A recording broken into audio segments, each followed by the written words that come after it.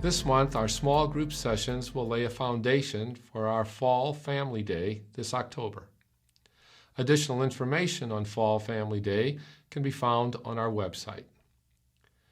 In preparation, we are going to discuss this month why Christ is the reason we love and serve others. And in this first session, we're going to look at the definition of love. The word love has a vast range of uses in our language. We tell our parents or our significant other that we love them. And then we turn around and tell our friends that we love their shoes or that we love a certain food. So if the word love is used to express our affection for such a wide array of things, can we really pinpoint exactly what love means? And how does human love compare to God's love? Let's start by looking at the love we share with God and the love we share with other people.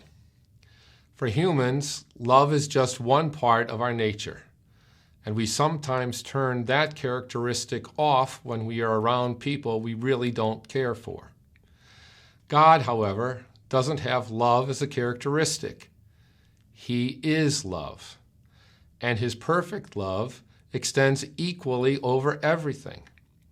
It is the same for all of His children.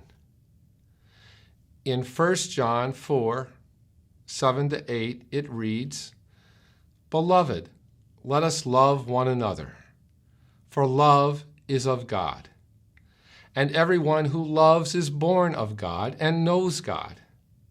He who does not love does not know God, for God is love. We cannot know God if we do not love, because He is the very definition of love. We want to work towards loving everyone as God does, equally and perfectly. Because we are imperfect humans, we will never truly be able to love as God loves, but we can strive towards a purer love.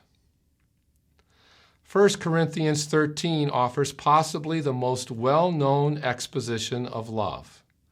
Let's start here to look at the different aspects of a pure, perfect love.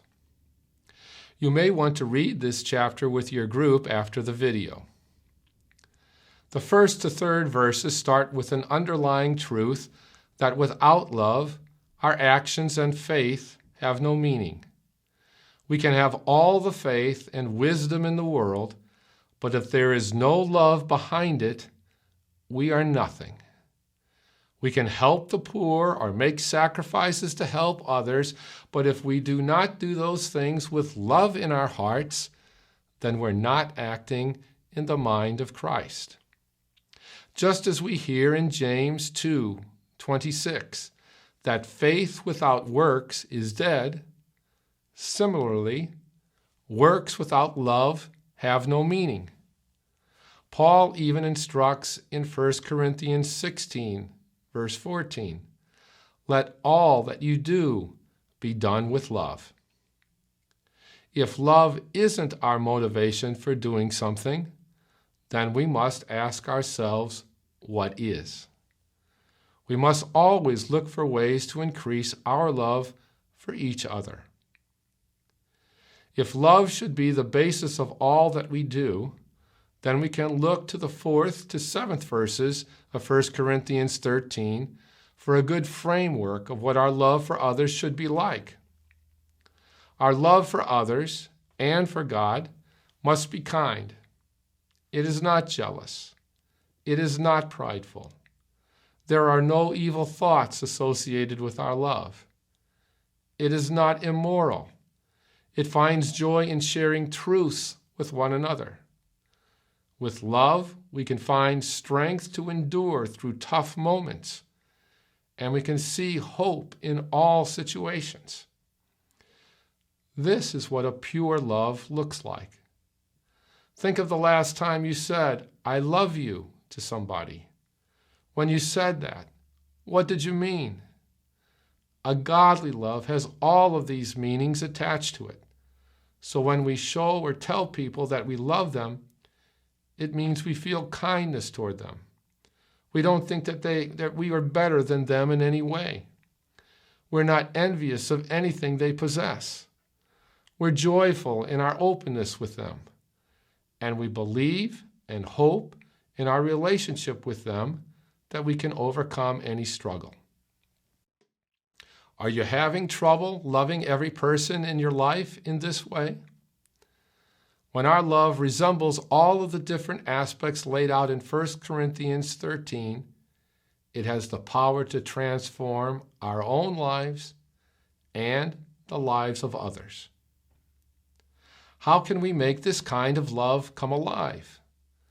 The first thing we need to do is look to Christ. Think of how Christ's display of love through his sacrifice has transformed your own life. We want to love others because he loves us so much that he gave his life for us. We can also work towards having a pure and selfless love by helping and serving others. Our love for each other doesn't necessarily need to be displayed in grand actions, but in the sacrifices we make to help others or in the sincerity in which we serve. When we can help with no self-serving motivation behind it, we build the type of love that Paul talks about. This is when we have the opportunity to discover and share the true transformational power of loving one another as Christ loves all. In next week's session, we're going to delve further into the connection between loving and serving one another.